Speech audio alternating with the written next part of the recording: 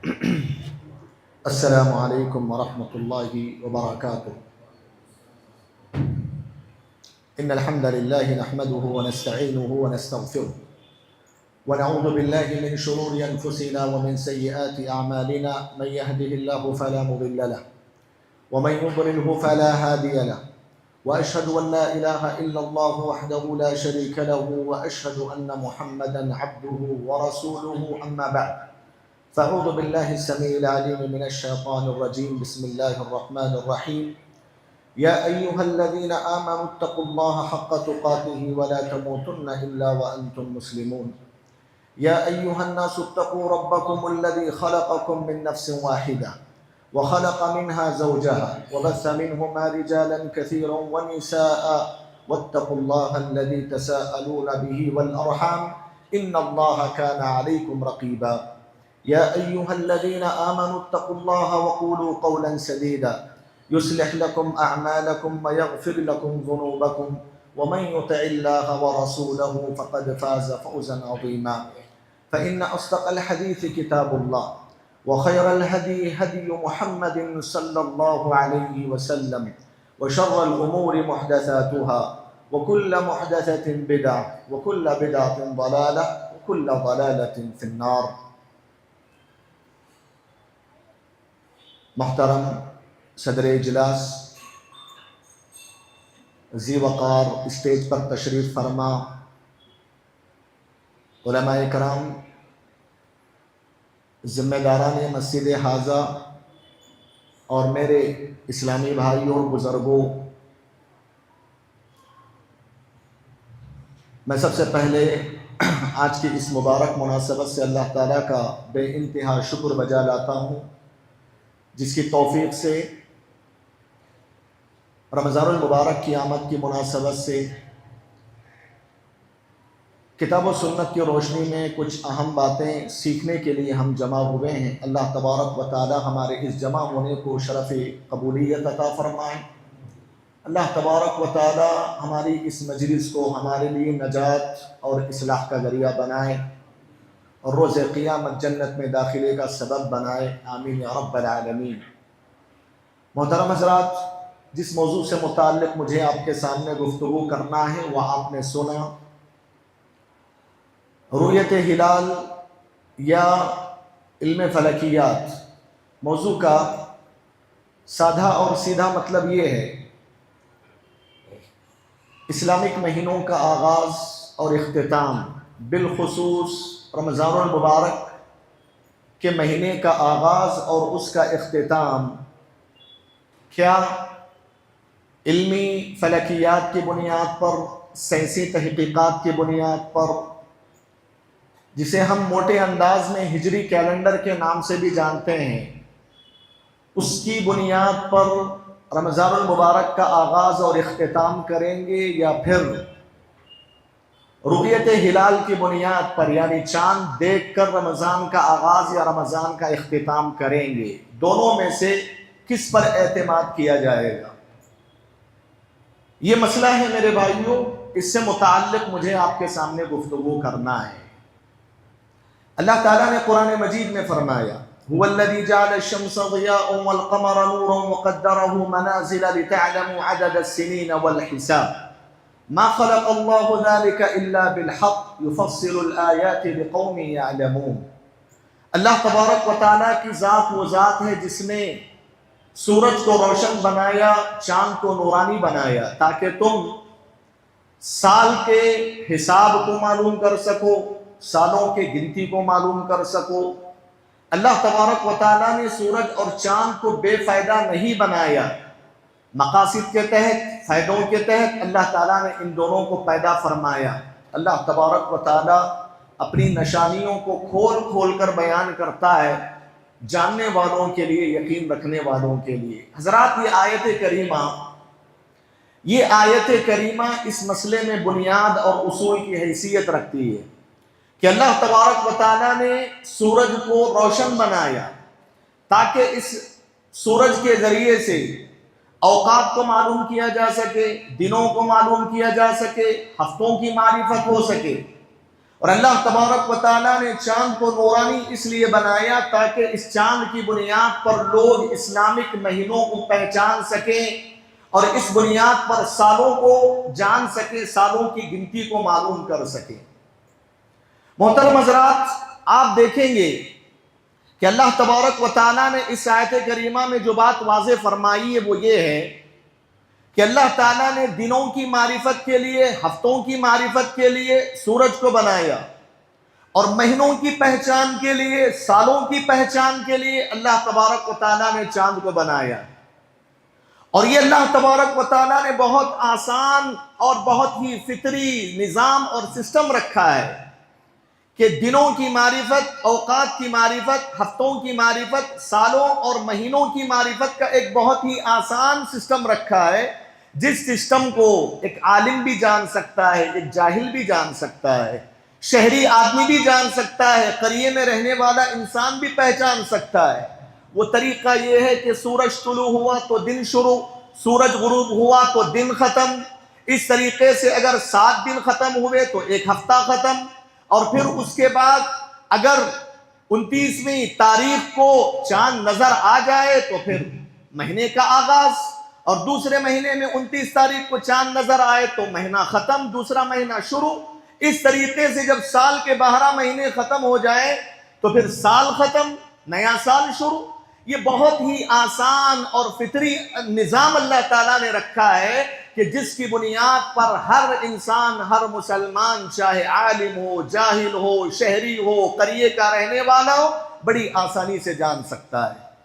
محترم حضرات، اللہ تبارک و تعالیٰ نے دنوں کی عبادتوں کو اور ہفتوں کی عبادتوں کو اللہ تعالیٰ نے سورج سے جوڑا، اور مہینوں کی عبادتوں کو اور سالانہ عبادتوں کو اللہ تبارک و تعالیٰ نے چاند سے جوڑا ہے۔ قرآن مجید آپ پڑھیے، اللہ تبارک و تعالیٰ نے یومیہ عبادت کے سلسلے میں کہا، نماز کے سلسلے میں اقیم الصلاۃ لدلوک الشمس الی غسق اللیل وقرآن الفجر ان قرآن الفجر کان مشہودا۔ اے نبی صلی اللہ علیہ وسلم، نماز کو قائم کیجئے سورج ڈھلنے کے بعد سے رات کی تاریکی تک، یعنی جب سورج ڈھل جاتا ہے ظہر کا وقت ہو جاتا ہے، اس کے بعد ظہر کی نماز کا وقت۔ اس طریقے سے اللہ تعالیٰ نے دنوں اور ہفتوں کی عبادتوں کو سورج سے جوڑا، اور سالانہ عبادتوں کو، ماہانہ عبادتوں کو اللہ نے چاند سے جوڑا ہے۔ اللہ تعالیٰ نے قرآن میں فرمایا، یسألونک عن الأہلہ قل ہی مواقیت للناس والحج، لوگ آپ سے نئے چاندوں کے بارے میں پوچھیں گے تو آپ انہیں کہہ دیجئے کہ یہ چاند اللہ تبارک و تعالیٰ نے لوگوں کے لیے حج کے اوقات متعین کرنے کے لیے بنایا ہے۔ محترم حضرات، اب مسئلہ یہ ہے کہ جب اللہ تعالیٰ نے ماہانہ اور سالانہ عبادتوں کو چاند کی رویت سے جوڑا ہے، اب یہاں مسئلہ یہ آتا ہے کہ قمری مہینوں کی ابتدا، قمری مہینوں کا اختتام، بالخصوص رمضان المبارک کی شروعات، رمضان المبارک کے مہینے کا اختتام کس بنیاد پر کیا جائے؟ علمی فلکیات کی بنیاد پر یا جو ہے رویت ہلال کی بنیاد پر؟ اس مسئلے کی کتاب و سنت کی روشنی میں وضاحت کرنے سے پہلے اصولی طور پر میں آپ کے سامنے ایک بات رکھنا چاہتا ہوں جو ہر مسلمان کے ذہن و دماغ میں ہونا چاہیے، اور مسلمان اور مومن ہونے کا سب سے اہم تقاضا ہے وہ۔ محترم حضرات، جب دین کے مسائل میں، شریعت کے مسائل میں، چاہے اصول ہوں یا فروعات ہوں، ایسے مسائل میں جب اختلاف کر جائیں لوگ، ایسے وقت میں اسلام کی تعلیمات یہ بتاتی ہیں کہ لوگوں کے فتووں کو چھوڑ کر، لوگوں کے بن بنائے اصولوں کو چھوڑ کر کتاب و سنت کو جڑج مان لیا جائے، کتاب و سنت کی بنیاد پر اعتماد کیا جائے۔ یہ اسلام اور ایمان کا سب سے اہم تقاضا ہے۔ اللہ نے قرآن مجید میں فرمایا، فَإِن تَنَازَعْتُمْ فِي شَيْءٍ فَرُدُّوهُ إِلَى اللَّهِ وَالرَّسُولِ إِن كُنتُمْ تُؤْمِنُونَ بِاللَّهِ وَالْيَوْمِ الْآخِرِ ذَلِكَ خَيْرٌ وَأَحْسَنُ تَأْوِيلًا۔ اللہ نے کہا، لوگو اگر تم دین کے کسی مسئلے میں اختلاف کر جاؤ، اختلاف کر بیٹھو، فَرُدُّوهُ إِلَى اللَّهِ وَالرَّسُولِ، اس مسئلے کو اللہ کی طرف لوٹاؤ، یعنی قرآن کی طرف لوٹاؤ، والرسول، نبی کریم صلی اللہ علیہ وسلم کی طرف لوٹاؤ، نبی کی احادیث کی طرف لوٹاؤ۔ ان کنتم تؤمنون باللہ والیوم الآخر، اگر تمہارے دلوں کے اندر واقعی معنوں میں سچا ایمان ہے اور تم سچے مومن ہو، ذالک خیر، یہ ہر اعتبار سے بہتر ہے، یہ اختلاف کو ختم کرنے کا ذریعہ بھی ہے، اللہ کو راضی کرنے کا ذریعہ بھی ہے، انجام کے اعتبار سے یہی سب سے بہتر طریقہ ہے کہ اختلافی مسائل میں قرآن اور حدیث کی طرف لوٹایا جائے۔ حافظ ابن کثیر رحمۃ اللہ علیہ نے اس آیت کی تفسیر میں لکھا کہ جب کسی بھی دین کے مسئلے میں اللہ اور اس کے رسول کا فیصلہ آ جانے کے بعد اگر آدمی کسی اور فیصلے کو لیتا ہے، اپنی خواہشات کو مقدم رکھتا ہے، اپنی عقل کو بنیاد بناتا ہے، یا پھر سائنسی تحقیقات کے پیچھے چلتا ہے، علم فلکیات کو بنیاد بناتا ہے، حقیقت میں ایسا آدمی ہے کہ اس کے اندر اللہ اور آخرت کے دن پر اس کا ایمان نہیں ہے۔ یہ حافظ ابن کثیر رحمۃ اللہ علیہ نے واضح الفاظ میں کہا، اور کہا کہ جو آدمی اللہ اور اس کے رسول کے فیصلے کو چھوڑ کر اپنی خواہشات، اپنے عقل یا سائنسی تحقیقات کے پیچھے جاتا ہے، حقیقت میں وہ گمراہی پر ہے، اور کیونکہ اللہ اور اس کے رسول کا جو فیصلہ ہے وہی برحق ہے، وہی صحیح ہے، اور اس کے بعد اگر آدمی کوئی دوسری چیزوں کی طرف جائے، گمراہی کے سوا اور کچھ نہیں ہے۔ علامہ البانی رحمۃ اللہ علیہ کہا کرتے، صاحب الحق یکفیہ دلیل، ایک آدمی حق کا متلاشی ہوتا ہے، حق کی تلاش اس کے اندر ہوتی ہے، تو وہ اس کے لیے ایک دلیل کافی ہو جاتی ہے، قرآن کی ایک دلیل، نبی علیہ السلام کی ایک حدیث اسے کافی ہو جاتی ہے بات کو سمجھنے کے لیے۔ لیکن اگر کسی آدمی کے دل میں خواہشات نفس کا پہلو ہے، یا پھر کتاب و سنت سے زیادہ وہ اپنے عقل چلانے کی کوشش کرتا ہے، علامہ البانی کہتے ہیں وصاحب الہویٰ لا یکفیہ الف دلیل، اس کے سامنے 1000 دلیلیں بھی رکھو اس کے لیے وہ ناکافی ہوں گی۔ محترم حضرات، میں سب سے پہلی بنیادی طور پر آپ کو یہ بتانا چاہتا ہوں، آپ یہ مزاج لے کر ان باتوں کو سنیں، کتاب و سنت جو فیصلہ کرے وہی فیصلہ اٹل ہے، کتاب و سنت کی بنیاد پر جو بات واضح ہو جائے وہی ہمارا ایمان ہے، وہی ہمارا عقیدہ ہے، اور اسی کو ہم اپنائیں گے، اسی پہ موت تک چلیں گے۔ یہ مزاج لے کر انشاءاللہ آپ باتوں کو سنیں گے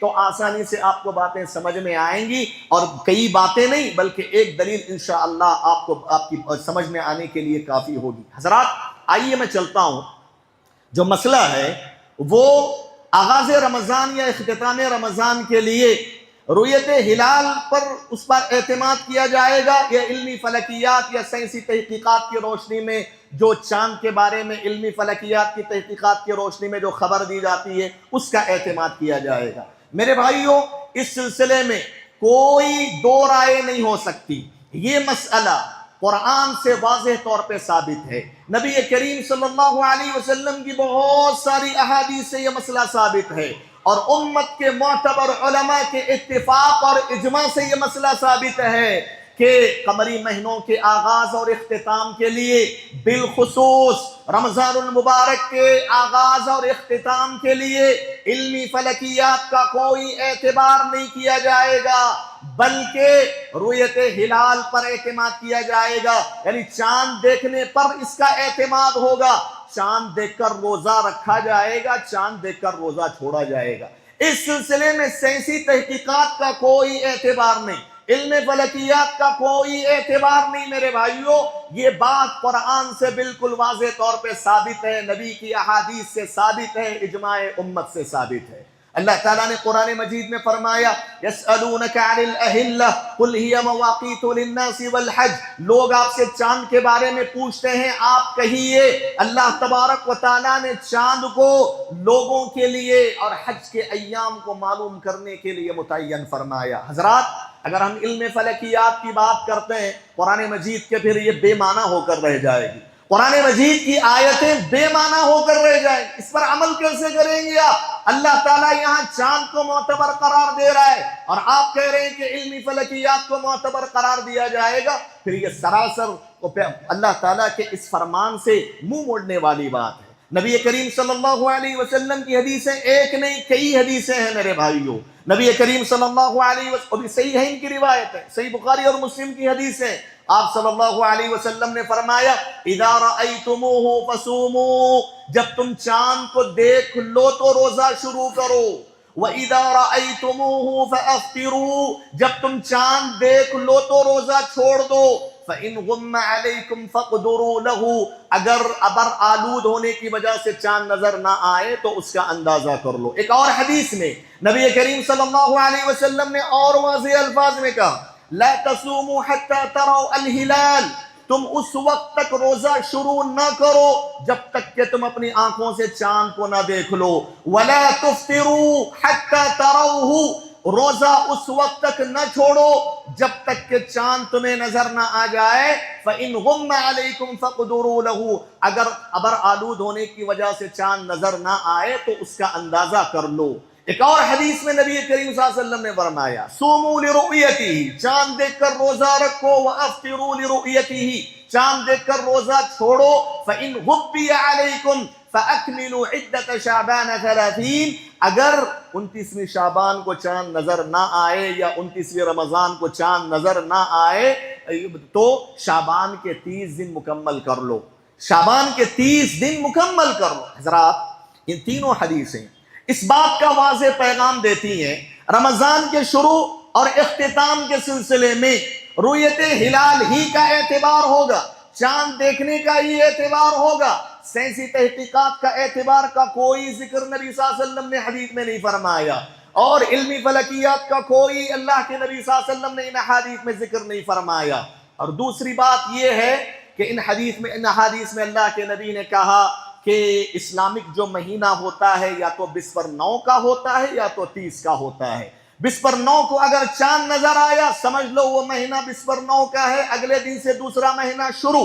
29ویں شعبان کو نظر آیا چاند، شعبان ختم، رمضان شروع۔ اگر چاند نظر نہیں آیا ابر آلود ہونے کی وجہ سے نبی نے کہا 30 دن مکمل کر لو، اس کے بعد سے پھر نئے مہینے کا آغاز کرو۔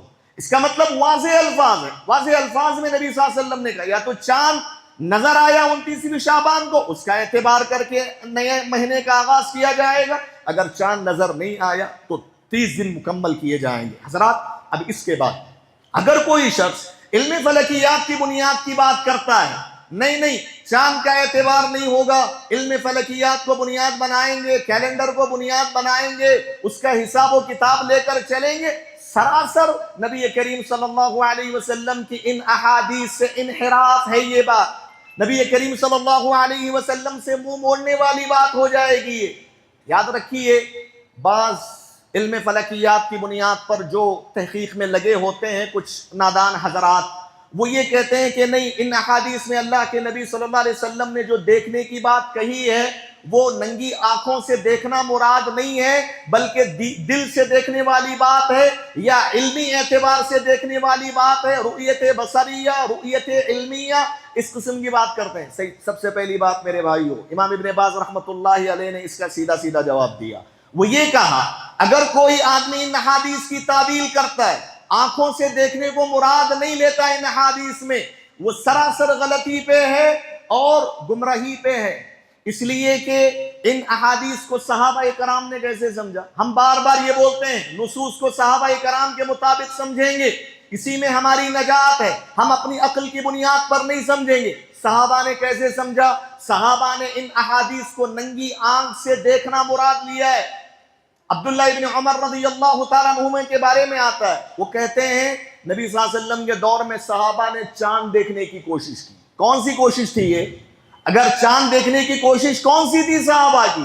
دل سے، علمی طور پر نہیں، ننگی آنکھ سے دیکھنے کی کوشش۔ صحابہ نے باقاعدہ کوشش کی چاند دیکھنے کی۔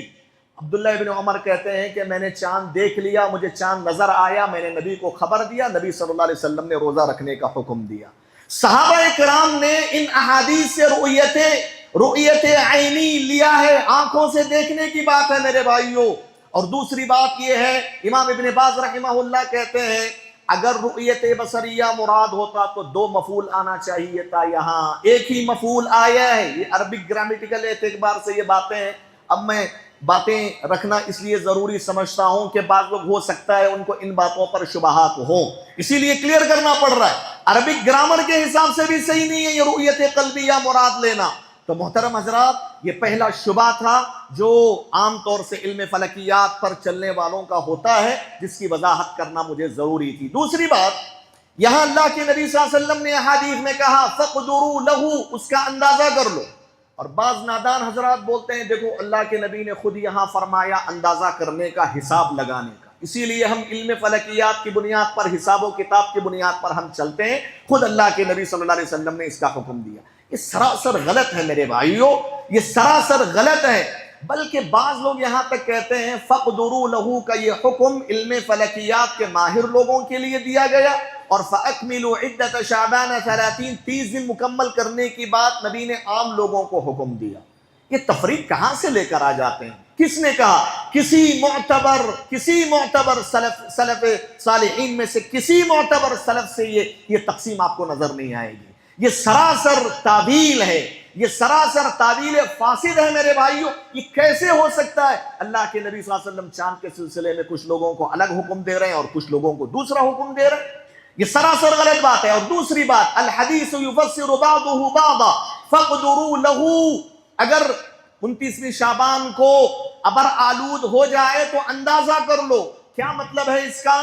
اس کی وضاحت خود نبی صلی اللہ علیہ وسلم کی دوسری حدیث کر رہی ہے، اس کی وضاحت خود نبی کی دوسری حدیث کر رہی ہے۔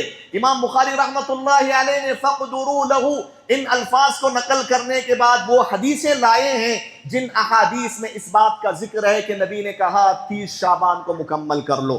یہاں اندازہ کرنے کا مطلب بھی یہ ہے کہ ابر آلود ہو جائے، چاند نظر نہ آئے تو پھر 30 شعبان کو مکمل کرنے کا حکم ہے۔ محترم حضرات یاد رکھیے، میں آگے چلوں۔ اللہ کے نبی صلی اللہ علیہ وسلم کی ایک اور حدیث ہے اس سلسلے میں، وہ بالکل واضح ہے۔ وہ یہ ہے کہ عبداللہ بن عمر رضی اللہ تعالیٰ عنہما بیان فرماتے ہیں، اِنَّا أُمَّةٌ أُمِّيَّةٌ لَا نَكْتُبُ وَلَا نَحْسُبُ الشَّهْرُ هَكَذَا وَهَكَذَا۔ اللہ کے نبی صلی اللہ علیہ وسلم نے فرمایا ہم جو امتی ہیں، امت محمدیہ، ہم امی امت ہیں، ہم حساب و کتاب نہیں رکھتے ہیں۔ لا نکتب ولا نحسب، نہ ہم لکھتے ہیں، نہ حساب و کتاب ہمیں رکھتے ہیں، بلکہ مہینہ کبھی 29 کا ہوتا ہے، کبھی 30 کا ہوتا ہے۔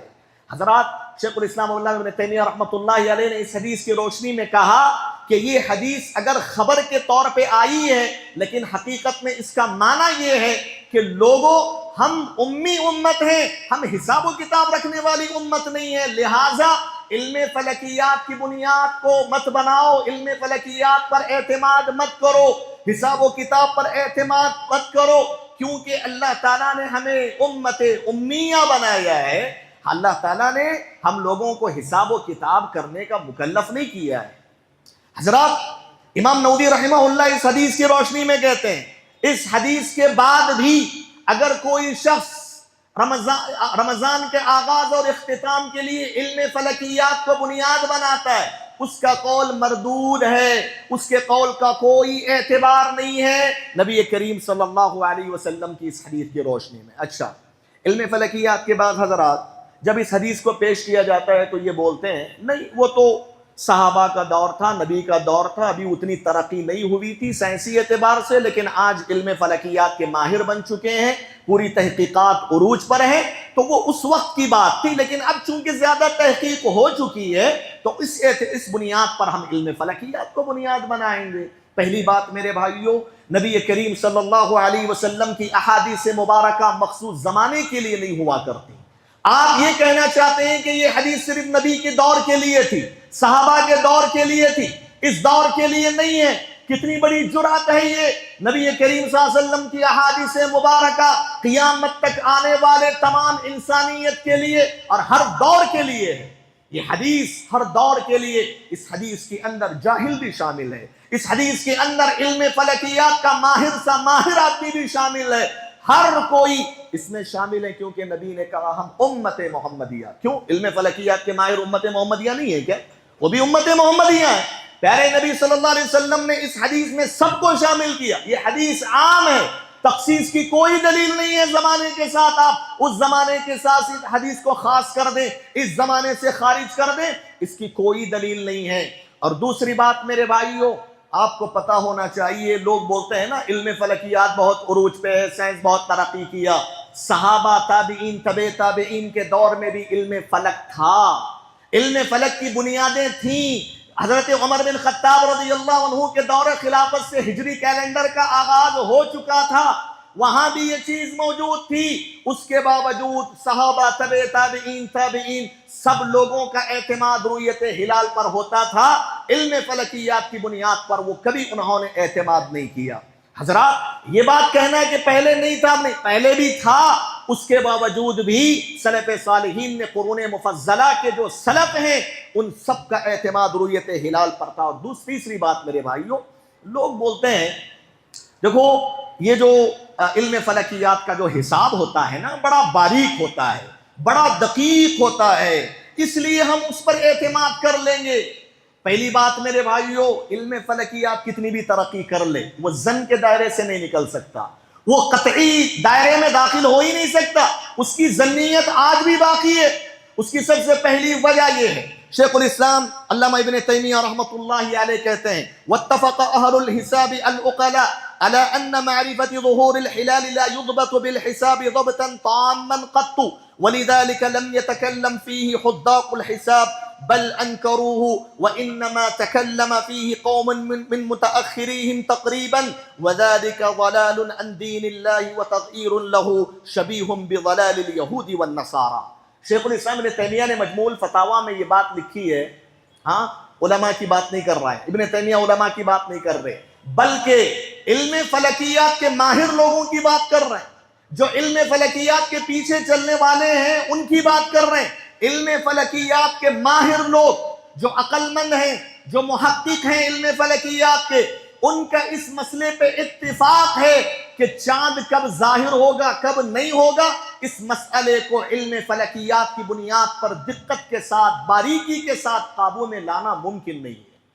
خود وہ بات یہ کہتے ہیں، اور کہتے ہیں کہ اس مسئلے میں جو ماہر محققین ہیں علم فلکیات کے، انہوں نے اس بات کو سرے سے انکاری کر دیا ہے کہ چاند کے مسئلے میں بڑی باریکی سے حساب علم فلکیات کی بنیاد پر کیا جا سکتا ہے۔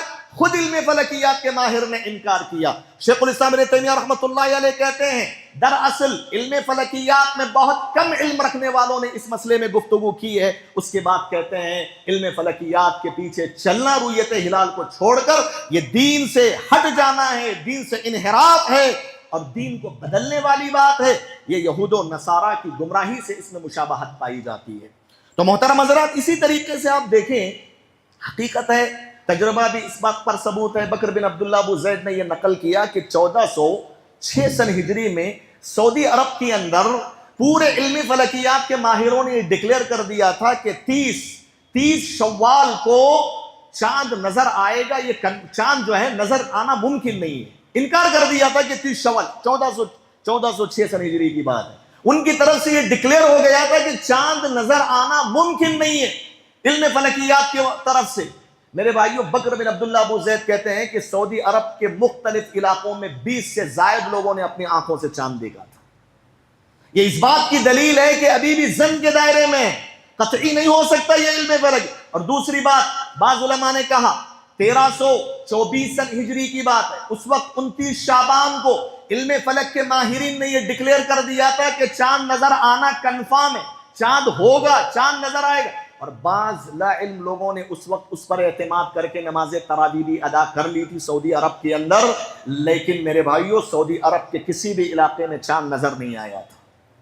حضرات یہ ذنیت پر ہے، یہ کوئی باریک حساب اس کے اندر بھی نہیں ہے۔ لوگ کہتے ہیں یہ دعویٰ ہے، اس کی کوئی دلیل نہیں ہے۔ اور اسی طریقے سے میرے بھائیوں آپ دیکھیے کہ کیلنڈر کی جب ہم بات کرتے ہیں، کیلنڈر میں خود اختلاف نظر آئے گا آپ کو۔ کسی کیلنڈر میں کوئی اور تاریخ 30 دن درج ہے، کوئی 29 تاریخ درج ہے، یہ بھی اختلاف آپ کو ملے گا۔ تو بہرحال یہ کہنا کہ نہیں پرانے دور میں وہ ترقی نہیں تھی، آج کے دور میں وہ ترقی ہو گئی ہے، اس لیے یہ سب جو ہے تعدیل کے علاوہ اور کچھ نہیں ہے میرے بھائیوں۔ اسی طریقے سے میں آپ کو بتاتا چلوں، یہ جو مسئلہ ہے محترم حضرات، یہ جو مسئلہ ہے کہ رمضان کے آغاز اور اختتام کا جو مسئلہ ہے، اس سلسلے میں اعتماد رؤیت ہلال پر ہوگا، یہ مجمع علیہ مسئلہ ہے۔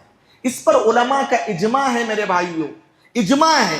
کئی علماء نے اس مسئلے میں اجماع نقل کیا، امام ابن المنذر رحمہ اللہ، ابن رشد، ابن عبد البر رحمہ اللہ، اور اس کے علاوہ حافظ ابن حجر رحمہ اللہ، علامہ ابن تیمیہ رحمۃ اللہ علیہ، بہت سارے علماء نے اس مسئلے پر علماء کا اتفاق نقل کیا ہے کہ آغاز رمضان اور اختتام رمضان کے سلسلے میں علم فلکیات کا اعتبار نہیں ہوگا، بلکہ رؤیت ہلال کا اعتبار ہوگا۔ امام جساس رحمہ اللہ کہتے ہیں فالقائل باعتبار منازل القمر وحساب المنجمین خارج عن حکم الشریعت وليس هذا القول مما يسوغ الاجتهاد فيه بدلالة الكتاب والسنة واجماع الفقهاء۔ کہتے ہیں کہ جو لوگ علم فلکیات کی بات کرتے ہیں وہ حقیقت میں شریعت کے حکم سے نکلے ہوئے ہیں، شریعت کے حکم سے خارج نکلے ہوئے ہیں، اور یہ ایسا بھی مسئلہ نہیں ہے کہ جس میں اجتہاد کی گنجائش ہے، یہ تو متفق علیہ مسئلہ ہے، یہ تو قرآن اور حدیث سے بالکل واضح مسئلہ ہے، یہ اجماع سے واضح مسئلہ ہے۔ شیخ الاسلام علامہ ابن تیمیہ رحمۃ اللہ علیہ کا میں جملہ آپ کے سامنے پڑھتا ہوں جو مجموع الفتاوی میں انہوں نے لکھا۔ دیکھیے کہتے ہیں نحن نعلم بالاضطرار من دين الإسلام أن العمل في رؤية هلال الصوم أو الحج أو العدة أو الإيلاء أو غير ذلك من الأحكام المعلقة بالهلال بخبر الحاسب أنه يرى أو لا يرى لا يجوز، والنصوص المستفيضة عن النبي صلى الله عليه وسلم بذلك كثيرة وقد أجمع المسلمون عليها۔ شیخ الاسلام ابن تیمیہ رحمہ اللہ کہتے ہیں چاند کے مسئلے میں، حج کے مسئلے میں، عدت کے مسئلے میں، ایلا کے مسئلے میں، اس کے علاوہ اور بھی دین کے بہت سارے مسائل جن کا تعلق چاند سے جڑا ہوا ہے، ان مسائل میں علم فلکیات کے ماہر لوگوں کی خبر پر اعتماد کرنا جائز نہیں، حرام ہے۔ شیخ الاسلام ابن تیمیہ کہتے ہیں اس سلسلے میں نبی صلی اللہ علیہ وسلم سے متواتر احادیث مروی ہیں اور تمام کے تمام مسلمانوں کا اس بات پر اتفاق ہے۔ شیخ الاسلام ابن تیمیہ اس کے بعد یہ بات کہتے ہیں ولا يعرف فيه خلاف قديم اصلا ولا خلاف حديث الا ان بعض المتاخرين من المتفقهه الحادثين بعد المئة الثالثة زعم انه اذا غم الهلال جاز للحاسب ان يعمل في حق نفسه بالحساب فإذا كان الحساب دل على الرؤية صام وإلا فلا، وهذا القول وإن كان مقيدا بالإغمام ومختصا بالحاسب فهو شاذ مسبوق بالإجماع على خلافه، فأما اتباع ذلك في السحو أو تعليق عموم الحكم العام فما قاله مسلم۔ حضرات ترجمہ نہیں کروں گا، وقت اس بات کی اجازت نہیں دیتا، خلاصہ ذکر کروں گا۔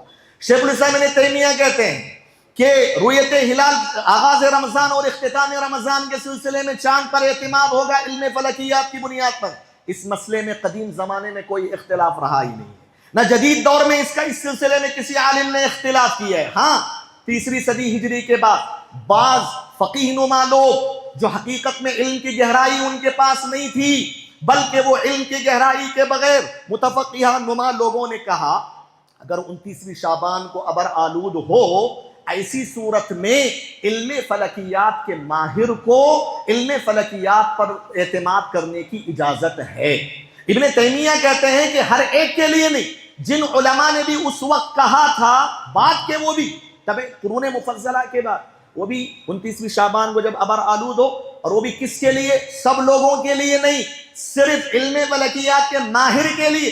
ابن تیمیہ کہتے ہیں کہ اگرچہ یہ حکم ابر آلود سے متعلق ہے، علم فلکیات کے ماہر کے لیے اجازت دی جا رہی ہے، تب بھی غلط ہے کیونکہ اس کے خلاف اجماع واقع ہو چکا ہے۔ لیکن آج تو مسئلہ یہ ہے کہ لوگ 29 پر ابر آلود ہونا نہیں، ہر مہینہ اسی بات کا حکم دیتے ہیں اور سب کو حکم دیتے ہیں۔ ابن تیمیہ کہتے ہیں کہ ایسا کوئی کہنے والا مسلمان گزرا ہی نہیں ہے پہلے زمانے میں، یہ تو نئی بات ہے۔ تو محترم حضرات، خلاصہ یہ ہے، یہ مسئلہ کتاب و سنت اور اجماع امت سے ثابت ہے، اس مسئلے کو سمجھیں۔ اگر کوئی شخص اب اس کے بعد بھی اگر کوئی شخص علم فلکیات پر اعتماد کرنے کی بات کرتا ہے، میرے بھائیوں یہ تو روافض کا طریقہ ہے، یہ تو بدعتیوں کا طریقہ ہے۔ حافظ ابن حجر رحمۃ اللہ علیہ نے کہا علم فلکیات پر اعتماد کرنے کی بات کرنا، رؤیت ہلال کو بنیاد نہ بنانا، یہ تو روافض کا طریقہ ہے۔ ابن تیمیہ نے ایک جگہ یہود و نصارہ کی مشابہت والی بات ہے۔ امام ابن باز نے کہا کہ اگر کوئی شخص آج بھی علم فلکیات کو بنیاد بنانے کی بات کرتا ہے، حقیقت میں وہ شریعت پہ استدراک کر رہا ہے۔ شریعت پہ استدراک کا مطلب آپ ایسی بات کر رہے ہو جو بات نبی کو کہنا چاہیے تھا لیکن نعوذ باللہ نبی نے واضح نہیں کیا، جو بات کہنا چاہیے تھا، جو بات دین کے معاملے میں آنا چاہیے تھا، قرآن میں اللہ نے واضح نہیں کیا، یہ بات لازم آئے گی۔ یہ شریعت پہ استدراک والی بات ہے میرے بھائیوں، بلکہ شیخ الاسلام ابن تیمیہ رحمۃ اللہ علیہ نے واضح الفاظ میں کہا کہ یہ قمری مہینوں کے سلسلے میں رمضان اور آغاز رمضان اور اختتام رمضان کے سلسلے میں علم فلکیات پر بنیاد بنانا یہ بدعت ہے، یہ اسلام کے اندر اضافہ ہے۔ اسی لیے میرے مسلمان بھائیوں یاد رکھو، میں نے شروع میں کہا تھا قرآن اور حدیث آ جانے کے بعد اس کو اپنا حکم بنا لو اور اسی کے مطابق چلو، اسی میں ہماری نجات ہے، اسی میں ہمارے لیے کامیابی ہے۔ میں دو تین باتیں بتا کر اپنی بات ختم کر دیتا ہوں۔ بعض لوگ کہتے ہیں دیکھو نماز کے جو اوقات ہوتے ہیں، نماز کے اوقات کو ہم حساب کی بنیاد پر چلتے ہیں، نمازیں پڑھتے ہیں، گھڑی وغیرہ ہے، وہ علم فلکیات کے حساب و کتاب سے ہی چلتے ہیں، تو پھر چاند کے مسئلے میں کیوں نہیں چل سکتے؟ اس سلسلے میں میرے بھائیوں یاد رکھو، اللہ تبارک و تعالیٰ نے دن کی عبادتوں کو سورج سے جوڑا ہے، لیکن سورج کو دیکھنے سے نہیں جوڑا۔ کیا آدمی سورج کو دیکھ کر نماز پڑھتا ہے؟ کیا سورج ڈھلا ہے کہ نہیں ڈھلا؟ آدمی دیکھ بھی نہیں سکتا سورج کو، اتنا روشن ہوتا ہے۔ نبی کریم صلی اللہ علیہ وسلم اور قرآن اور حدیث کے اندر سبب سے جوڑا گیا نماز کو۔ اگر سورج ڈھل جائے، چاہے آپ آنکھوں سے دیکھتے ہو یا کسی اور ذریعے سے معلوم ہو جائے، آپ کو کسی بھی ذریعے سے اگر معلوم ہو جائے کہ سورج ڈھل چکا ہے تو پھر ظہر کا وقت شروع ہو چکا ہے۔ سبب سے جوڑا ہے، سورج کو دیکھنے سے نہیں جوڑا۔ لیکن چاند کے مسئلے میں، رمضان کے آغاز اور اختتام کے سلسلے میں اللہ نے چاند کو دیکھنے کا حکم دیا، نبی نے چاند کو دیکھنے کا حکم دیا۔ دونوں میں فرق ہے میرے بھائیوں۔ اسی بات کو امام قرافی رحمۃ اللہ علیہ نے اپنی کتاب الفروق میں واضح کیا ہے۔ یاد رکھیے، یہ کچھ باتیں تھیں میرے بھائیوں، وقت میرا ختم ہوتا جا رہا ہے۔ بعض لوگ یہ بھی کہتے ہیں کہ چاند جو ہے علم فلکیات کی بنیاد پر دن میں ہی ہو جاتا ہے، دن میں ہی ہو جاتا ہے۔ یاد رکھیے، رؤیت ہلال کے سلسلے میں علماء کا اتفاق ہے، چاند کا اعتبار وہ نہیں ہوگا جو دن میں نظر آئے، یہاں تک کہ سورج غروب ہونے سے پہلے بھی چاند نظر آئے تو اس کا اعتبار نہیں، سورج غروب ہونے سے متصل یا سورج غروب ہونے کے بعد جو مغربی جانب چاند نظر آتا ہے اس کا اعتبار کیا ہے۔ تمام علماء کا اس مسئلے میں اتفاق ہے میرے بھائیوں، کسی کا اس میں اختلاف نہیں ملے گا۔ تو یہ بعض لوگ بولتے ہیں کہ چاند تو دن میں ہو جاتا ہے، وہ تو علم فلکیات کی بنیاد پر پیدا ہوتا ہے، چاند کے پیدا ہونے کا اعتبار نہیں کیا گیا، چاند نظر آنے کا اعتبار کیا گیا ہے اسلام میں۔ اسی لیے نبی نے کیا کہا، فَإِنْ غُمَّ عَلَيْكُمْ فَأَكْمِلُوا عِدَّةَ شَعْبَانَ 30۔ اگر ابر آلود ہونے کی صورت میں چاند نظر نہ آئے تب 30 دن مکمل کرو۔ سنو، پیارے نبی نے واضح الفاظ میں کیا کہا، ابر آلود ہے، ہو سکتا ہے پیچھے چاند ہو سکتا ہے کہ پیچھے چاند ہو، آپ کو نظر نہیں آ رہا، تو اسلام نے کہا اس کا اعتبار نہیں۔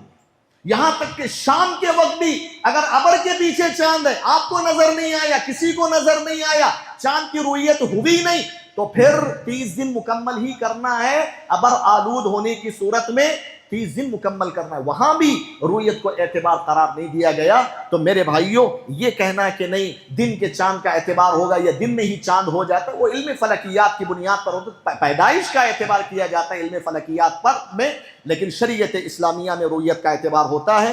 آخری بات بتا کر اپنی بات میں ختم کر دوں میرے بھائیوں، ان تمام تفصیلات کی روشنی میں یہ بات آپ اپنے ذہن و دماغ میں بٹھا لیجئے۔ میں نے شروع میں کہا تھا جب دین کے مسئلے میں کوئی اختلاف ہو جائے تو قرآن کی طرف لوٹاؤ، نبی کی احادیث کی طرف لوٹاؤ اور علماء کی طرف لوٹاؤ۔ تو یہ مسئلہ جب ہم کتاب اللہ، سنت رسول اور اجماع امت کی طرف لوٹاتے ہیں، وہاں یہ بات کلیئر نظر آتی ہے کہ آغاز رمضان اور اختتام رمضان کے سلسلے میں رؤیت ہلال کا اعتبار ہوگا، علم فلکیات کا کوئی اعتبار نہیں ہوگا۔ لہٰذا بعض حضرات کیلنڈر کو بھیجتے رہتے ہیں، کیلنڈر کی تاریخ کا بڑا باریکی سے حساب رکھ کے بھیجتے ہیں، ایسے لوگوں کے بارے میں امام ابن باز رحمۃ اللہ علیہ نے یہ فتویٰ دیا ہے۔ وہ کہتے ہیں، میں ترجمہ پڑھ کے اپنی بات میں ختم کر دوں، کہتے ہیں کہ جو لوگ علم فلکیات کی بنیاد پر حساب و کتاب رکھتے ہیں ان کی طرف کوئی توجہ نہیں دی جائے گی، اور نہ ان کے حساب و کتاب کا اعتبار ہوگا، اور نہ ہی ان کے لیے یہ درست ہے کہ وہ اپنے حسابات کو نشر کریں لوگوں میں،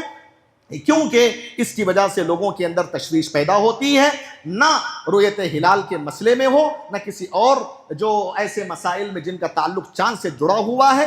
تو اس طریقے سے پھیلانا لوگوں میں یہ درست نہیں ہے۔ شیخ الاسلام ابن تیمیہ رحمۃ اللہ علیہ نے اس مسئلے میں اجماع نقل کیا ہے کہ علم فلکیات کے قول پر اعتماد کرنا رمضان کے شروع اور رمضان کے خروج کے سلسلے میں یہ درست نہیں ہے۔ تو لہٰذا میرے بھائیوں، آپ سے ہماری گزارش ہے، یہ جو باتیں میں نے آپ کے سامنے رکھی ہیں ان باتوں کو سمجھیں۔ اگر پھر بھی سمجھ میں نہیں آتی ہیں باتیں اور اشکالات ہیں اور آپ کے دل و دماغ میں کوئی شبہات ہیں تو انشاءاللہ علماء موجود ہیں، علماء کے سامنے انفرادی طور پر آپ بیٹھیں اور اطمینان کے ساتھ اس مسئلے کو سمجھیں۔